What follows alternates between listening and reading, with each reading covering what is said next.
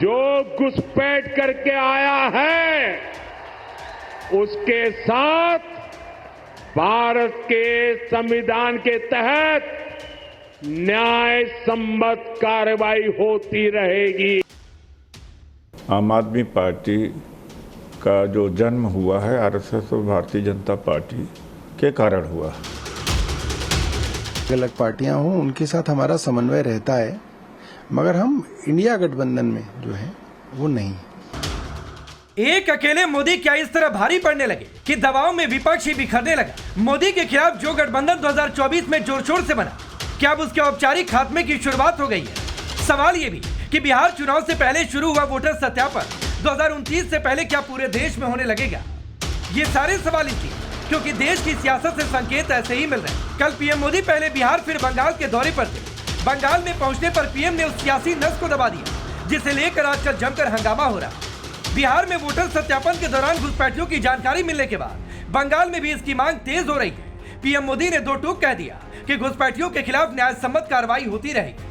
TMC अब उनके समर्थन में खुलकर उतर आई है, लेकिन मैं दुर्गापुर की धरती से साफ साफ कह दूं, जो भारत का नागरिक नहीं है, फिर से सुन लीजिए, जो भारत का नागरिक नहीं है, जो घुसपैठ करके आया है उसके साथ भारत के संविधान के तहत न्याय सम्मत कार्रवाई होती रहेगी। भाजपा के लिए बांग्ला अस्मिता सर्वोपरि है, लेकिन यहां पश्चिम बंगाल में क्या हो रहा है? यहां टीएमसी ने अपने स्वार्थ में पश्चिम बंगाल की पहचान को भी दांव पर लगा दिया है। इसके लिए यहां घुसपैठ को बढ़ावा दिया जा रहा है, घुसपैठियों के फर्जी कागज बनाए जा रहे हैं। इसका एक पूरा इकोसिस्टम यहां डेवलप किया गया है।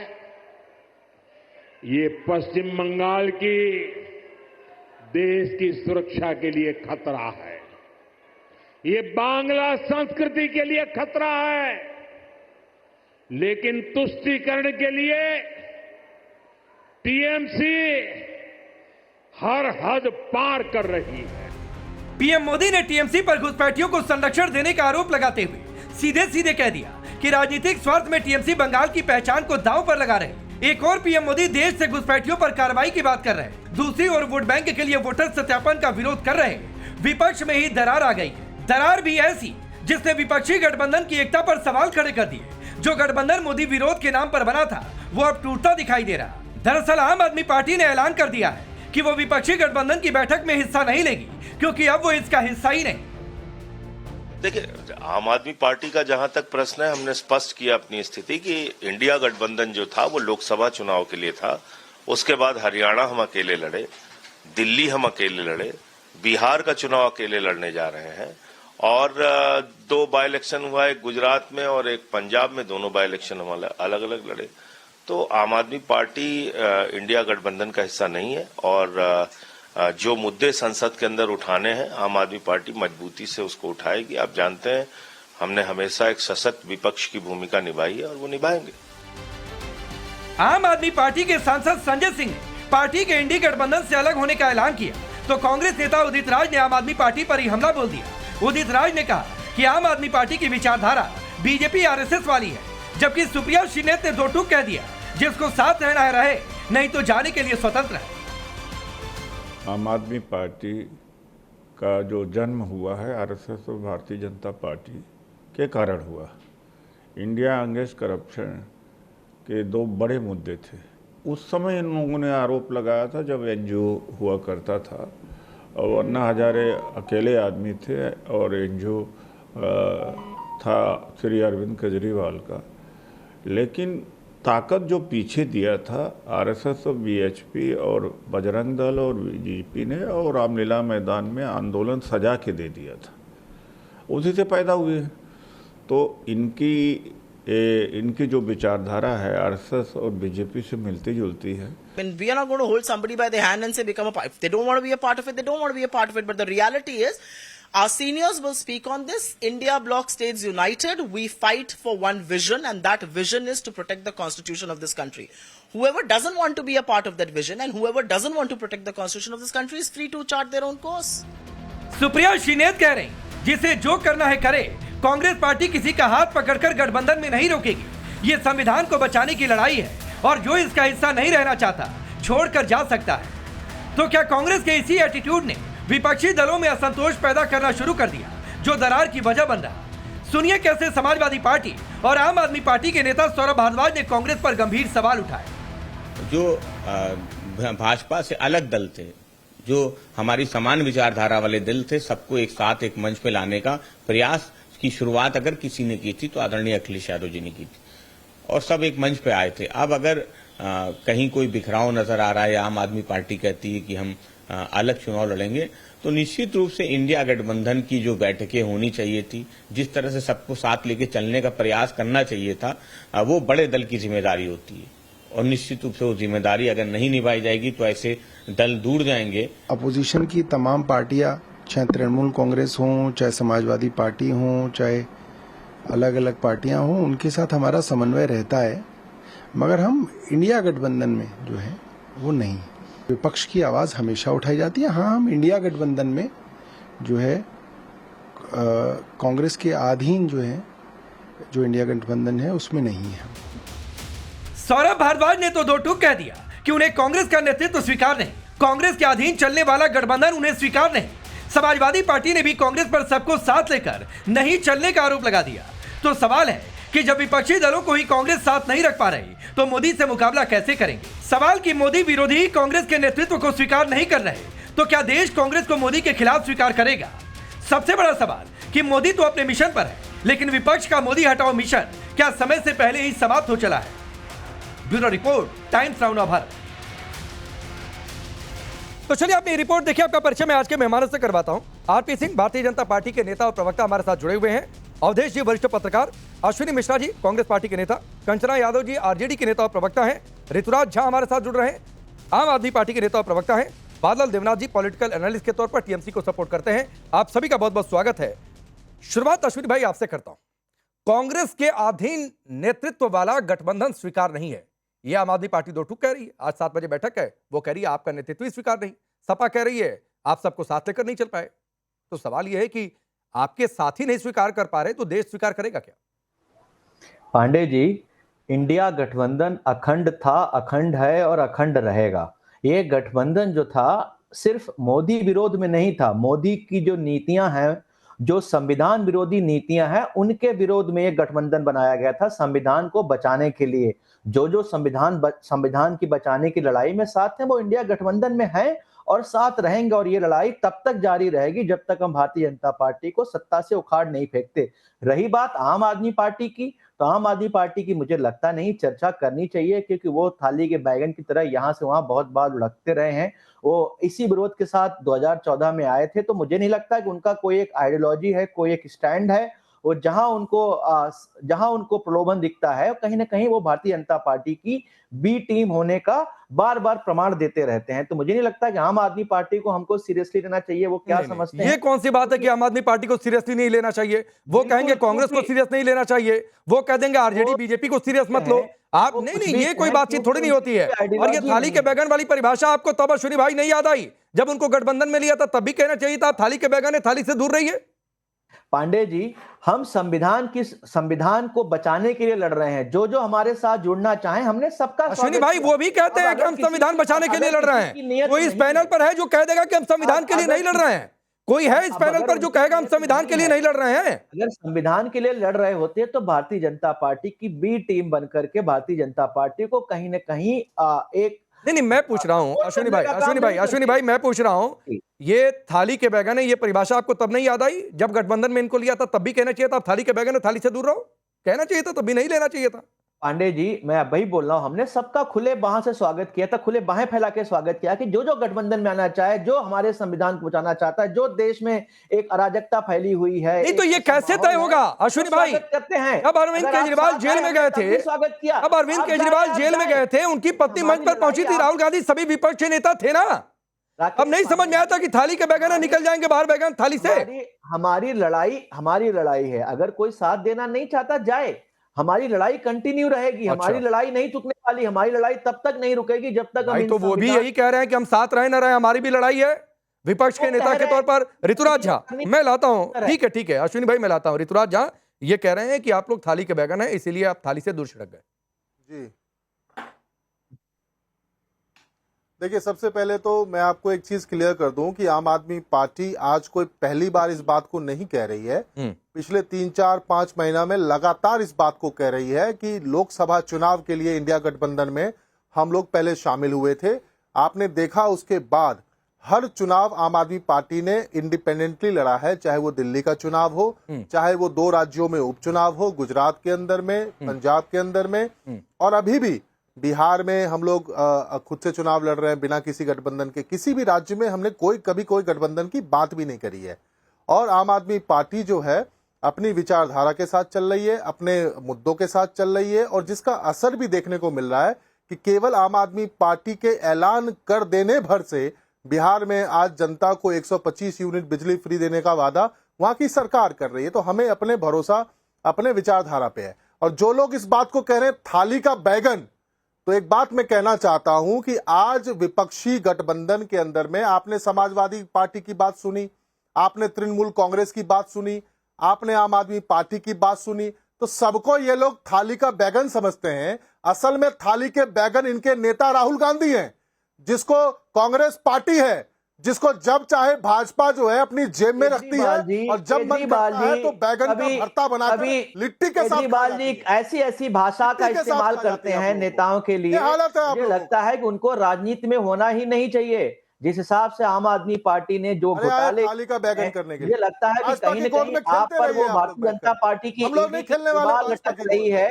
इसीलिए आप जो है, हमें आता है भाजपा को हराना। हाँ आता है, दिखता है भाजपा को हराना आता है। काम की राजनीति आप भी ईडी के प्रेशर में सपोर्ट कर रहे हैं। आप लोग आपको भी अभी समाजवादी पार्टी के नेता की बात सुन रहे थे, वो क्या कह रहे थे? कांग्रेस पार्टी किसी को लेके साथ नहीं चल सकती है।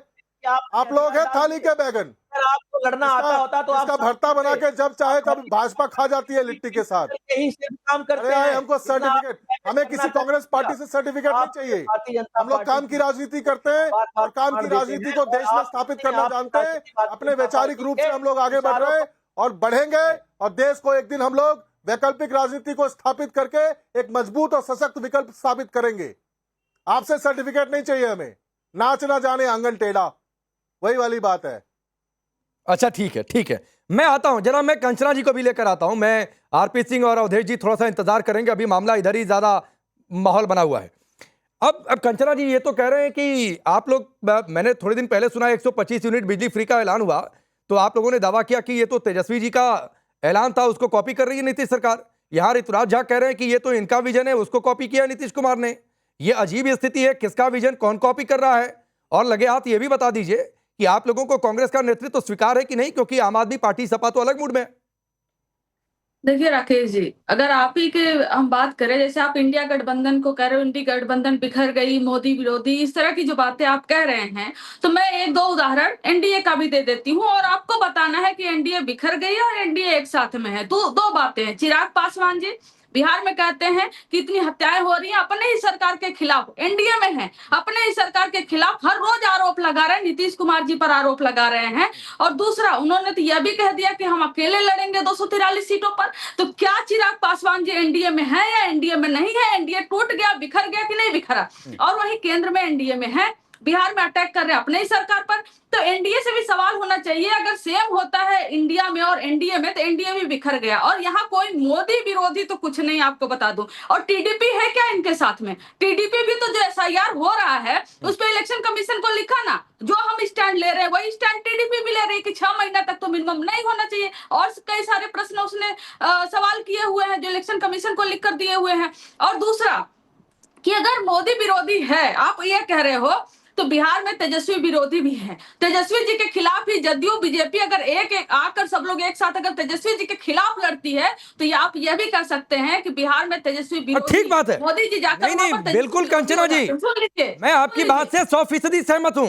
जो बीजेपी का गठबंधन है वो तेजस्वी विरोधी गठबंधन है, इसमें कहां से दो राय है।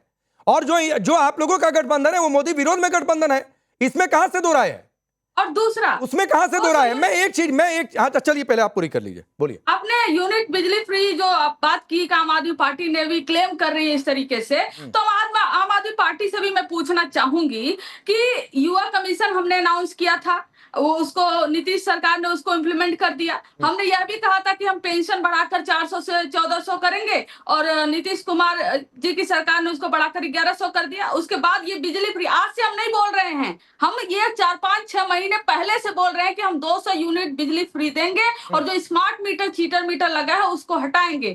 तो कौन किसको कॉपी कर रहा है, कौन किसको कॉपी नहीं कर रहा है, वो पूरी बिहार की जनता देख रही है। आम आदमी पार्टी को चुनाव लड़ना है, पॉलिटिकली वो अपना कोई भी स्टैंड ले सकती है। इंडिया गठबंधन में नहीं रहने का, इंडिया गठबंधन में रहने का, वो एक पॉलिटिकल पार्टी अपना डिसीजन लेने के लिए आम आदमी पार्टी स्वतंत्र है। वो कुछ भी बोल सकते हैं कि हमारी वजह से हुआ, हमारी वजह से नहीं हुआ। वैसे मोदी जी भी बोलते रहते हैं, जो काम नहीं किए वो बोलते रहते हैं। बिहार में जाकर करें, हम स्विट्जरलैंड बना देंगे, हम जो है कि पुणे बना देंगे, हम मुंबई बना देंगे, क्या बना देंगे। आपने 11 साल से क्या बनाया बिहार को? ऋतुराज, जहां से जवाब ले लेता हूं, फिर आरपी सिंह आपके पास आऊंगा। बोलिए ऋतुराज भाई, बोलिए।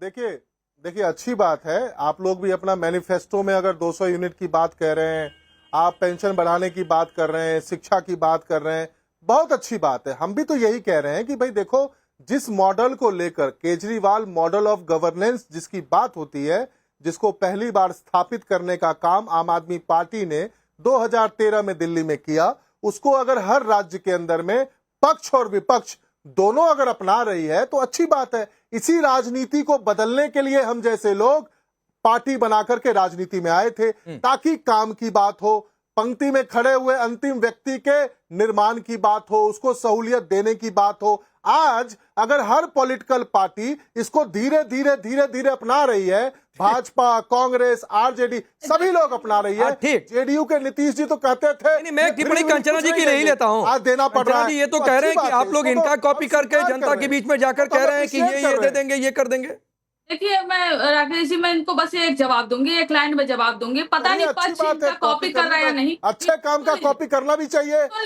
सुन लीजिए, बीजेपी इनकी कॉपी कर रही है नहीं हम नहीं जानते, लेकिन हम इतना जानते हैं कि अगर इनका मॉडल इतना अच्छा होता और इतना पब्लिक पसंद की होती तो ये दिल्ली में हारते नहीं। बस इनके लिए यही एक जवाब है, हमें इन्हें कॉपी करने की जरूरत नहीं। हमारे पार्टी में ना बहुत विजनरी लीडर हैं, बहुत कुछ काम करते हैं, बहुत कुछ अनाउंस कर चुके हैं, और इसी से भाजपा लगातार हार रहे हैं। क्या सर्टिफिकेट दे रहे हैं? सुन लीजिए, इसी से भाजपा डरी हुई है, तो हमें आपको कॉपी करने की अपना मूल्यांकन करिए, पूछ लीजिए, उसके कॉपी करे और करे।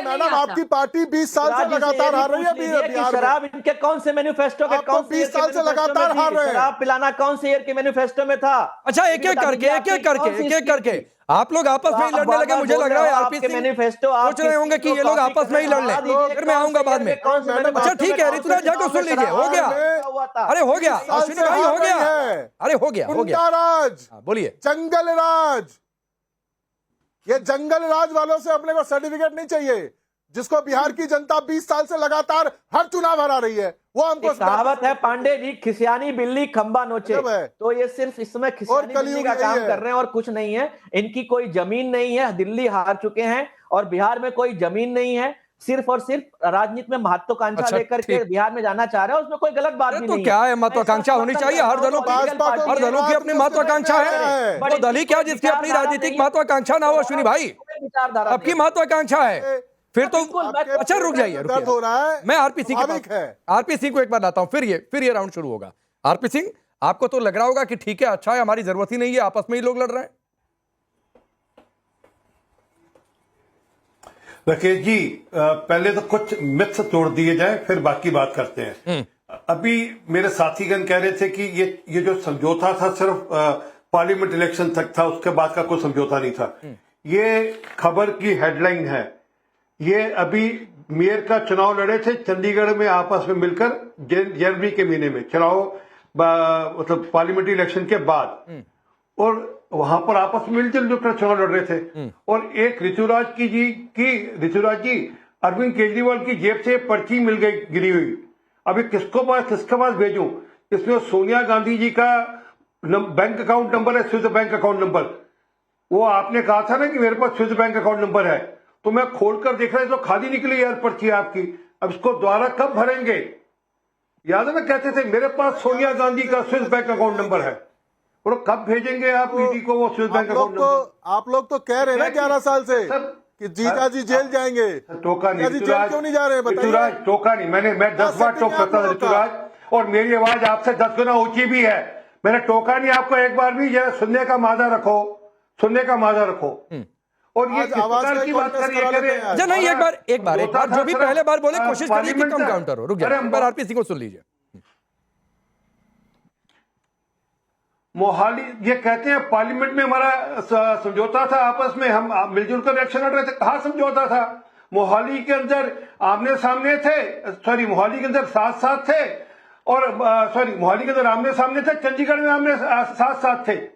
चंडीगढ़ में मिलकर इलेक्शन लड़े थे पार्लियामेंट का, और मोहाली में आमने सामने थे। एक लाइन, मतलब 100 मीटर के इधर उधर।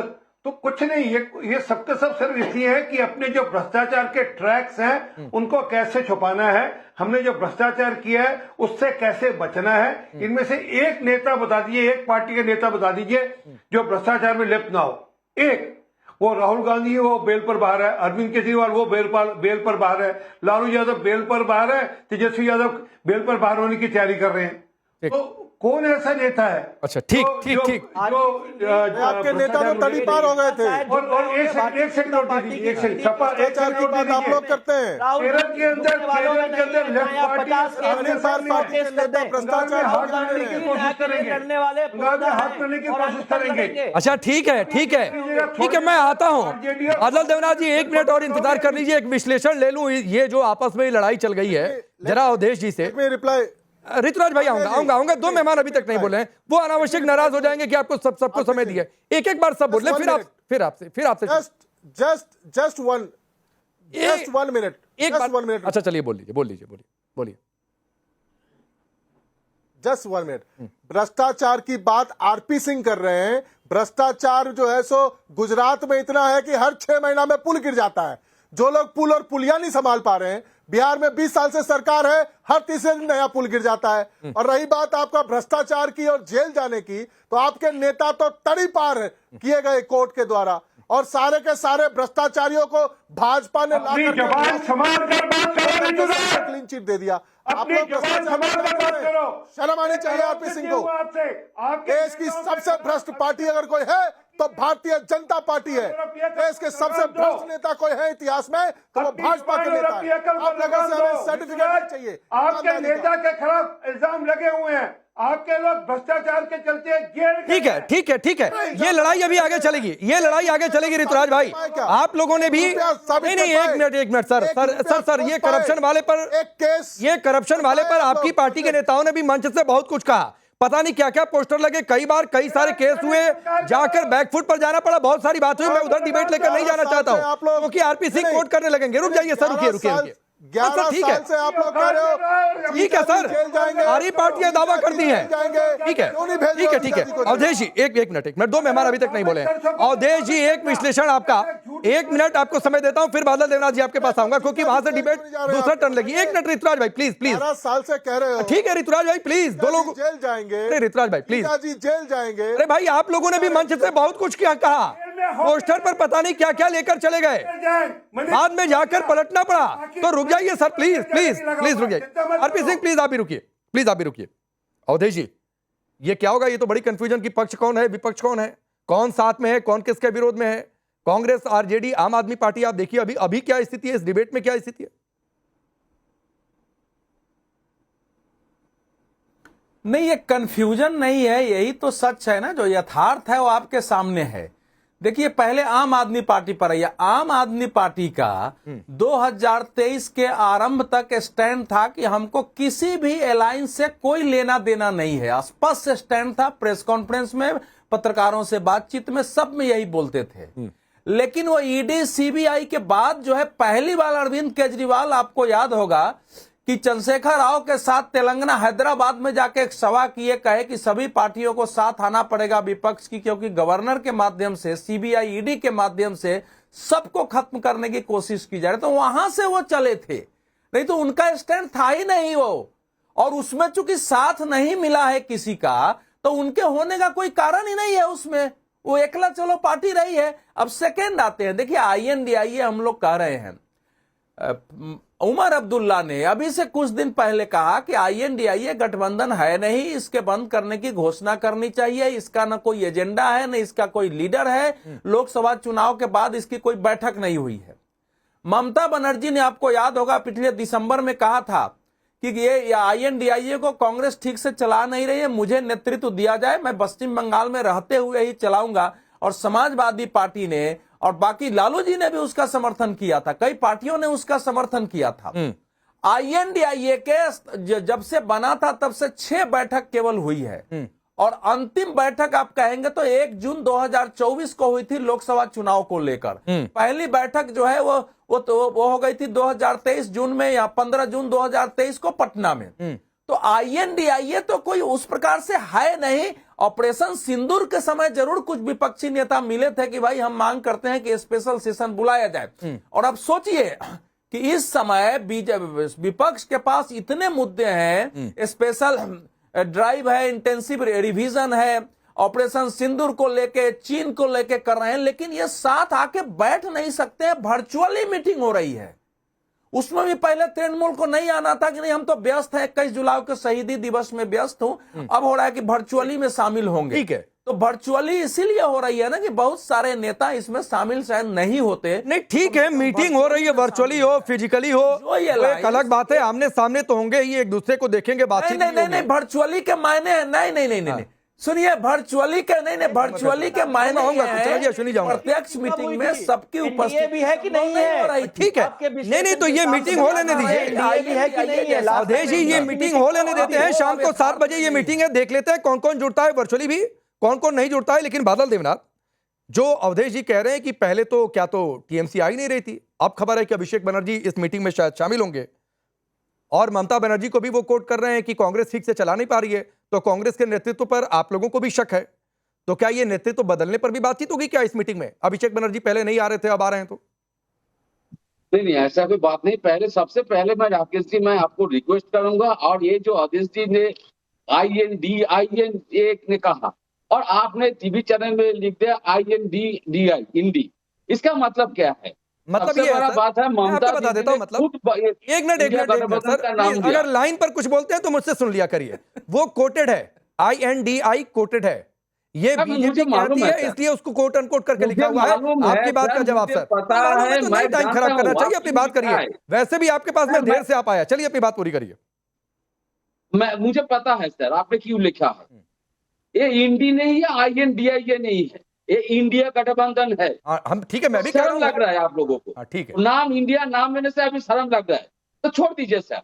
अरे ये ममता दीदी ने बनाया, और ममता दीदी ने इंडिया गठबंधन का नाम भी दिया, और इसलिए अभिषेक बनर्जी पहले क्या बोला क्या नहीं है, अभी ज्वाइन किया, बिल्कुल ठीक है। लेकिन कल जो मोदी जी यहाँ पर आया, बंगाल अस्मिता के बारे में बहुत कुछ कह दिया, जय श्री राम भूल गया, और जय काली माँ, जय दुर्गा माँ बोल दिया। लेकिन बोलने के बाद भी राकेश जी, ये जो 1,77,000 रुपया का जो ड्यू है बंगाल का, उसके बारे में एक शब्द नहीं किया। बेरोजगार के बारे में एक शब्द नहीं किया। पेट्रोल डीजल का दाम, गैस का दाम क्यों वृद्धि हो रहा है, इसके बारे में कुछ नहीं किया। और बंगाल में GST का जो पैसा ड्यू वो नहीं दिया, आवास योजना का पैसा नहीं दे रहा है, 100 दिनों का काम का पैसा नहीं दे रहा है, इसके बारे में एक शब्द नहीं। अच्छा, जो बोला उसी पर बोल लीजिए। बंगाल के विकास के बारे में कुछ नहीं, ठीक है, लेकिन दुर्गा इन मुद्दों पर क्यों नहीं बोला, RP सिंह जवाब दे लेंगे, लेकिन जो बोला उसी पर जवाब दे लीजिए। वोटर सत्यापन बिहार में हो रहा है, और कुछ दिन पहले खबर आई कि बांग्लादेशी नेपाली पाए गए हैं वहां पर भी जाकर प्रधानमंत्री मोदी ने कहा कि घुसपैठियों पर न्याय सम्मत कार्रवाई होगी। जो कहा उसी पर बोल लीजिए। राकेश जी और 30 सेकंड समय लूंगा। अरे 1 मिनट लीजिए सर, आपके पास बहुत देर से आया, 1 मिनट लीजिए। जहां पर डबल इंजन का गवर्नमेंट है, जहां पर डबल इंजन का गवर्नमेंट है, वहां पर जहां पर बंगाली है, और बांग्ला बोलने से सब लोगों को, कुछ लोगों को बांग्लादेश और कुछ लोगों को बंगाल के, वो मुसलमान हो और हिंदू बंगाली हो, जो भी हो, और आसाम का मुख्यमंत्री आज भी एक ट्वीट किया ममता दीदी के खिलाफ, लेकिन आसाम में 14.5 लाख लोगों को विदेशी नोटिस पर पकड़ दिया। क्यों?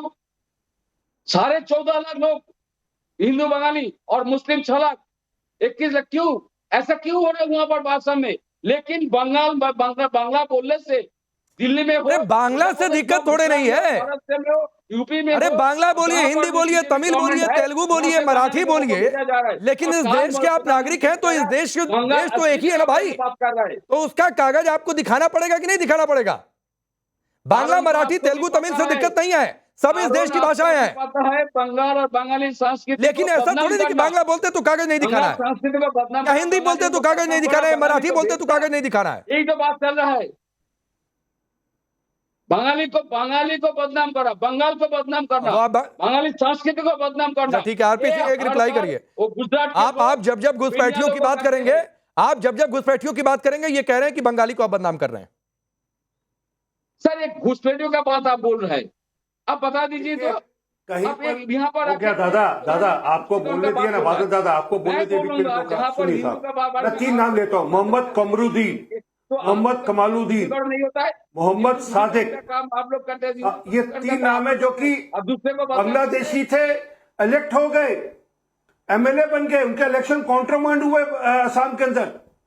ऐसी स्थिति बंगाल के अंदर ना खड़ी है, उसकी चिंता करने की बात है। बांग्लादेशी की जगह बंगाल के लोग ही चुनाव लड़े और जीते, ये क्या बुरी बात है? बंगाल वालों के लिए, बांग्लादेशियों के लिए नहीं है। बंगाल के अंदर बंगाल के ही लोग एमएलए बने, मिनिस्टर बने, चीफ मिनिस्टर बने, यही चाहते हैं हम लोग। कल ये ना हो कि बंगाल के नाम पर बांग्लादेशी वहां पर आकर आपका ही मामला हड़प जाए, इतनी बात है, आप उस पर चिंता मत करिए। ये कहीं मामला किसी प्रकार से भी किसी बंगाली, किसी बंगाल के निवासी के खिलाफ नहीं है, बिल्कुल भी। ये सिर्फ बांग्लादेशी रोहिंग्या के खिलाफ है, ऐसा नहीं, क्योंकि इस देश में रहने वाला जो नागरिक है वही वोटर हो सकता है और वही एमएलए और एमपी का इलेक्शन लड़ सकता है। कि मैंने आपको 3 नाम गिनाए, आप गूगल सर्च मारकर देख लेना, इनके इलेक्शन काउंटरमांड हुए, इलेक्शन लड़ने के बाद नहीं हुए, क्योंकि पकड़े गए। इसी प्रकार की स्थिति वापस वहां खड़ी ना हो, इसकी चिंता की जा रही है, और इसमें आप कृपा कर साथ दीजिए। आप इसका विरोध क्यों कर रहे हैं? अगर आपके मन में खोट है, आपने अपने वोट बैंक के अंदर इनको समेटा हुआ है, तो आपको चिंता करने का विषय है। अन्यथा कोई भी भारतीय होगा वो खड़ा होकर स्पष्टता के साथ इस पक्ष में खड़ा होगा कि देश के अंदर जो वोटर होगा वो भारत का नागरिक होगा और 18 साल की उम्र से ऊपर का होगा। भाजपा के स्पोक्स पर्सन नहीं है, आप भाजपा के स्पोक्स पर्सन नहीं है, आप उसी तरह से आप नहीं, आप पार्टी का बात बोल रहा है, आप पार्टी का। अरे साहब, मेरी पत्नी खुद बंगाल की है, तो इसमें मत पड़िए। मैं भाजपा का हूँ और 50 साल से भाजपा को। चलिए मैं आगे बढ़ता हूँ। बादल देवनाथ, मुझे लगा कि शायद आप कुछ ठोस बातें करिए। आरपी सिंह भाजपा के प्रवक्ता नहीं है, भाजपा के स्पोक्स पर्सन नहीं है, मतलब कुछ भी बोलते जाना है। ये कौन सा बात है?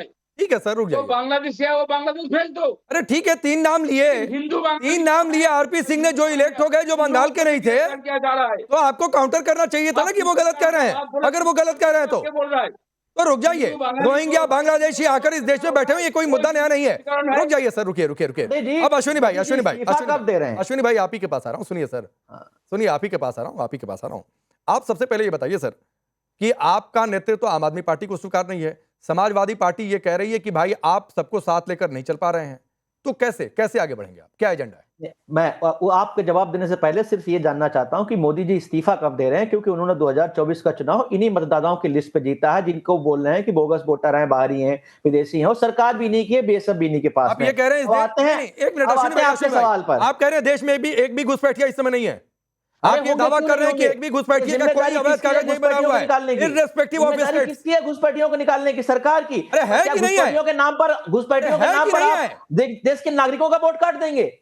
संविधान कौन कह रहा है देश के नागरिकों का वोट कटेगा? नेचुरल जस्टिस के हिसाब से एक चाहे हमारे यहाँ पर संविधान का नियम है, कानून का नियम है, चाहे 10 गुनहगार छूट जाए, एक बेगुनाह को सजा नहीं मिलनी चाहिए। और हम यहाँ पर कई बेगुनाहों के, कई नागरिकों के वोट काटने की बात कर रहे हैं और आप इसको लाइटली ले रहे हैं। कोई लाइटली नहीं ले रहा हूँ। के साथ खड़े इस देश के नागरिकों का वोट नहीं कटना चाहिए और ना किसी भी हालत में वोट को लेकर किसी को शंका नहीं होनी चाहिए, लेकिन ये भी शंका नहीं होनी चाहिए कि एक भी घुसपैठियों को भी वोट का अधिकार नहीं मिलना चाहिए।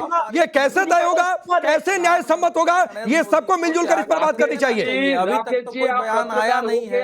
पांडे जी देख रहे हैं बिहार में क्या हो रहा है, आप देख रहे हैं कैसे वोट काटे जा रहे हैं, गरीबों के, शेड्यूल कास्ट के, पिछड़ों के, उनको मताधिकारी छीन लोगे, फिर बाद में उनको नागरिकता भी छीन लोगे। सुनिए मोदी जी को रुक जाइए ना, रुकिए सर, किसने अधिकार दिया? वोट कट रहे हैं और आपके सवाल, सुनिए, हाँ चलिए बोलिए। बंगला में बात कर रहे हैं। अरे रुकिए बादल देवनाथ जी, रुक जाइए सर, रुक जाइए, रुकिए। अश्विनी भाई अपनी बात पूरी करिए। अश्विनी भाई अपनी बात पूरी करिए। गठबंधन में हम लोग सभी बराबर हैं, सभी एकजुटता के साथ हैं, इसमें किसी एक का नेतृत्व नहीं है, सबका क्यूमुलेटिव नेतृत्व है। जहां जैसी जिसकी क्षमता है, जहां जैसा जिसका प्रभाव है, उसके साथ मिलकर के हम चुनाव लड़ रहे हैं। कहां लड़ रहे हैं? हमारे चुनाव लड़ने का एक ही भाई, आम आदमी पार्टी, समाजवादी पार्टी कह रही है नहीं क्षमता आपके अंदर है नेतृत्व की। मैं समाजवादी पार्टी ने ऐसा कुछ नहीं कहा, आप उनको गलत कोट कर रहे हैं। मैं कहां गलत कोट कर रहा हूं? रही बात आम आदमी पार्टी की, मैं बोल चुका हूं, आम आदमी पार्टी भारतीय जनता पार्टी की बी टीम है। इनकी अगर आप बातचीत सुनेंगे, आरपी सिंह की बातचीत सुनेंगे, तो कहीं ना कहीं आपको लगेगा कि एक दूसरे पर लांछन लगा करके चोर चोर मौसेरे भाई जैसी राजनीति करते रहते हैं। और अरविंद केजरीवाल ने, मुझे लगता है 2024 का चुनाव भी शायद इसी प्रेशर में ज्वाइन किया और अभी इसी प्रेशर में छोड़ भी रहे हैं, कहीं वो जेल न चले जाएं। वो झुकने वाले नेता होंगे। हमारी इंडिया गठबंधन में कोई झुकने वाला नेता नहीं है। सरकार के खिलाफ लड़ेंगे, संविधान को बचाएंगे। ठीक है सर। अश्विनी भाई, मैं ये कह रहा हूं, एक भी नागरिक का वोट सही मायनों में कट रहा है तो उसके लिए भी प्रावधान है सर, और उसके लिए सब लोग आगे आए, एक आदमी नहीं। लेकिन कंचना जी, अगर आप लोगों के अंदर ही इस तरीके की सियासत होगी तो फिर ये तो सवाल उठेगा कि जब जब चुनाव आता है, ये बार बार होती है कि जब जब देश का चुनाव होगा, प्रधानमंत्री यानी सांसदी का जब जब चुनाव होगा, तब तब आप लोग एक साथ आते हैं, फिर स्टेट्स में अलग अलग हो जाते हैं। तो जनता को कन्विंस कैसे करेंगे? नहीं राकेश जी, मैं तो पहले अवधेश जी का एक जवाब देना चाहूंगी। इन्होंने वर्चुअल मीटिंग पे सवाल उठा दिया। वर्चुअल मीटिंग पे बात नहीं होती क्या? इस डिबेट में हम सब लोग अपने अपने घर से वर्चुअली जुड़े हैं, क्या इस डिबेट का मतलब नहीं है क्या? तो वर्चुअल मीटिंग, फिजिकल मीटिंग, और यह भी कहा गया, प्रॉपर मेंशन किया गया कि बाद में हम सब मिलकर दिल्ली में बात करेंगे, जल्दी ही बात करेंगे। यह भी आपने शायद नहीं पढ़ा है। और यह भी आपने सुना होगा कि इसमें किस किस मुद्दों पर बात होने वाली है। इसमें ऑपरेशन सिंदूर पर बात होगी, पहलगाम हमले पर बात होगी, जो SIR हो रहा है बिहार में उस पर बात होगी, जो हत्याएं हो रही हैं बिहार में उस पर बात होगी, हर चीज पर बात होगी। तो साथ थोड़ा अपडेट कर लीजिए अपने आप को। रही बात, वो मैंने पहले ही कह दिया था कंचना जी, मैं क्लियर कर दूं, पहले ही कह दिया था कि मीटिंग होनी चाहिए, वर्चुअली है, फिजिकली हो रही है। मैं मानता हूं इसका कोई बहुत ज्यादा मायना नहीं, अचानक से बहुत सारी चीजें प्लान होती है। बोलिए, अपनी बात पूरी करिए जी। नहीं, टेलीविजन डिबेट है क्या? नहीं, आपने कह दिया। नहीं, ये टेलीविजन डिबेट नहीं है, ये पॉलिटिकल लड़ाई है। लड़ाई वर्चुअली नहीं होती है सर, लड़ाई सामने से होती है आकर के दिल्ली की राजधानी में। अच्छा, टेलीविजन डिबेट में हम वर्चुअली जुड़ सकते हैं।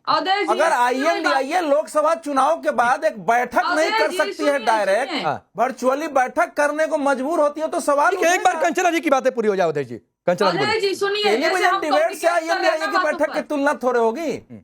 अरे अवधेश जी सुन लीजिए अवधेश जी, जैसे हम कम्युनिकेट कर रहे हैं ना, मैं अपनी बातें आपको कर रहे हैं, आप मेरी बातें आप मुझे कर रहे हैं, हम कन्विंस करने की कोशिश कर रहे हैं, मुद्दे बनाने की कोशिश कर रहे हैं, जैसे राकेश जी नैरेटिव बनाने की कोशिश कर रहे हैं, ऐसे ही होगी मीटिंग और ऐसे ही होती है। सुन लीजिए ध्यान से। और 2020 के चुनाव में महागठबंधन जैसे था बिहार में, एक दो लोग और जुड़े हैं और वैसे ही अभी भी है, और इंडिया गठबंधन अभी भी है। आज ही तेजस्वी जी ने 35 बड़े लीडरों को पत्र लिखा है, यह कहते हुए कि जिस तरह से धांधली हो रही है बिहार में SIR के नाम पर, और जिस पर TDP ने भी अपना स्टैंड दिखाया कि नहीं 6 महीने प्रॉपर टाइम्स होना चाहिए। कोई इसके लिए ये नहीं कह रहा कि SIR नहीं होना चाहिए। SIR होना चाहिए, रिवीजन होना चाहिए, घुसपैठी हटाए जाने चाहिए, जो बाहर से आए उनको वोट देने का अधिकार नहीं होना चाहिए, और यह काम सिर्फ और सिर्फ इलेक्शन कमीशन का है। हमने ये कहा, ये बहुत क्लियर है। क्या प्रॉपर टाइम है, क्या प्रॉपर प्रोसेस है, क्या प्रॉपर डॉक्यूमेंट लिए जा रहे हैं, कितने लोग को डॉक्यूमेंट लिए गए। ठीक है, वक्त इतना ही है। लेकिन एक बात कहते हुए कंचना जी की, जो अवधेश जी कह रहे थे, ये डिबेट है। मैं मानता हूं कि मीटिंग वर्चुअली भी हो सकती है, लेकिन राजनीति में बहुत सारे चीजों के बहुत सारे मायने होते हैं। अगर फिजिकली नहीं जुड़ पा रहे हैं, सिर्फ वर्चुअली जुड़ रहे हैं, तो ये भी लोग कहते हैं कि ये सिर्फ औपचारिकता तो नहीं हो रही है मीटिंग के नाम पर। इसलिए बहुत सारी चीजों का राजनीति में संकेत के तौर पर भी बहुत सारे मतलब होते हैं।